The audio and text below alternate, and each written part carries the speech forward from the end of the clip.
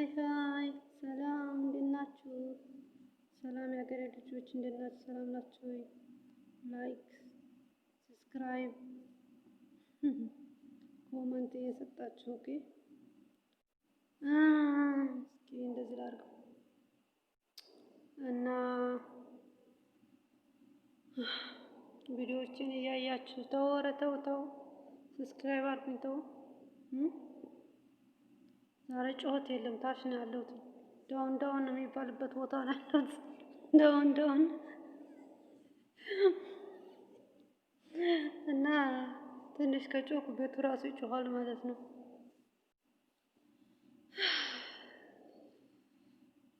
እንዴት ነው ሙቀት? እንዴት ይዟችኋል? አረብ ሀገር እንዴት ነው ሙቀት? አሪፍ ነው። እኛም ከይፍ ጠፍቶብን ተቃጠልን። ፊቴ ጠቆረ ጠቆረ። አይኔ ታችታችሁ ራሱ ጥቁር ጥቁር አልወጣል። ይበልዝ ነው እና እንዴት ነው ኮሮና? እንዴት ይዟችኋል?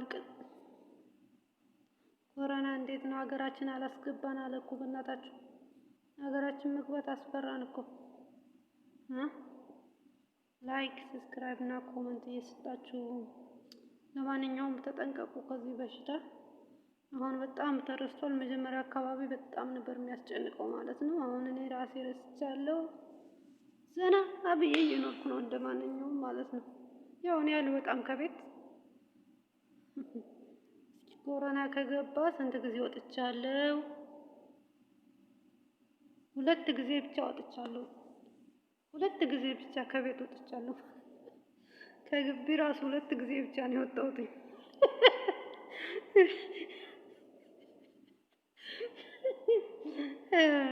ምን እሰራለሁ ውጭ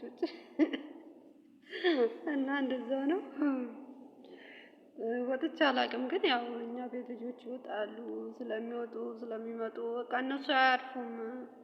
እነሱ ውጭ ራሱ ነብር አለ፣ ዘንዶ አለ፣ ምንም የዱር አራዊት ሰዎችን ሊበሉ አሉ ይባሉ ራሱ እኔ እንጃ ገረው ሊሄዱ ይችላሉ ማለት ነው። በቀን 5 ጊዜ ካልወጡ አያርፉም እና የሰው ሀብት ነው እና ወጥቼ አላውቅም፣ ግን እነሱ ይዘውበት እንዳይመጡ እንጂ ሌላውስ እስካሁን እንግዲህ አላመጡም። እስካሁን እግዚአብሔር ይመስገን እስካሁን እኛ ቤት ውስጥ ማንም የታመመ የለም እና እንደዛ ነው። ፈጣሪ ጠብቆናል ማለት ነው። ኢትዮጵያ ያሉ ዘመዶቻችንም ፈጣሪ ጠብቃቸው። በጣም በጣም አስቸጋሪ ነው እኛ ሀገር አሁን ኢትዮጵያ ውስጥ ማለት ነው። አንድ የአፍ ማፈኛ 30 ብር ነው የሚሸጠው። ተመልከተ፣ የገጠር ራሱ ማለት ነው 30 ብር እየበዙ ነው የሚያደርጉት። በጣም ከባድ ነው ኑሮ፣ በጣም ውድ ነው። እግዚአብሔር ብቻ ተብሎ ይሄን በሽታ ሀገራችን ላይ ያጥፋልን ነው የምለው ማለት ነው። በተለይ ለገጠር ሰዎች በእህል ብቻ በእርሻ ብቻ ለሚተዳደሩት ተመልከቱ፣ 30 ብር እያወጡ በየቀኑ ሰው ጋር ለመገናኘት ሲወጡ በቃ እንደዛ ነው የሚያደርጉ። አሁን ደግሞ የእርሻ ወቅት ነው። በጣም ከባድ ነው። እኛም አረብ ሀገር በውጭ ያለነው ተሰቃየን ማለት ነው። እነሱ ገንዘብ ተልኮ ምንም ስለማይደርስ እኛም አረብ ሀገር ልንሞት ነው እዚሁ አርጅተን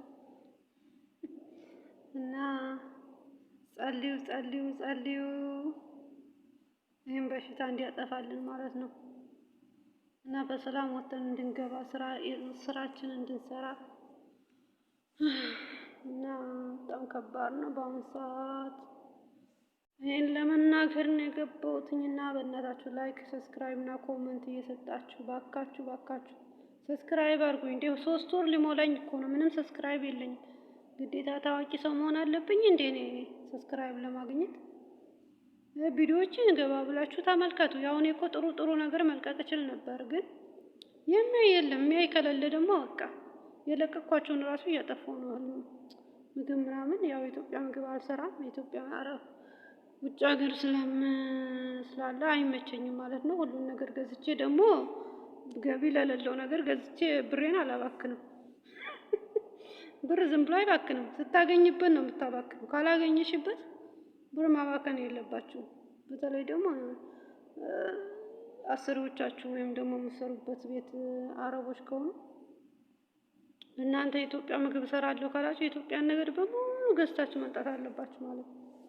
እና ለጊዜው እንደዚህ እያልን ሰብስክራይብ ብዙ ነገር ሲመጣ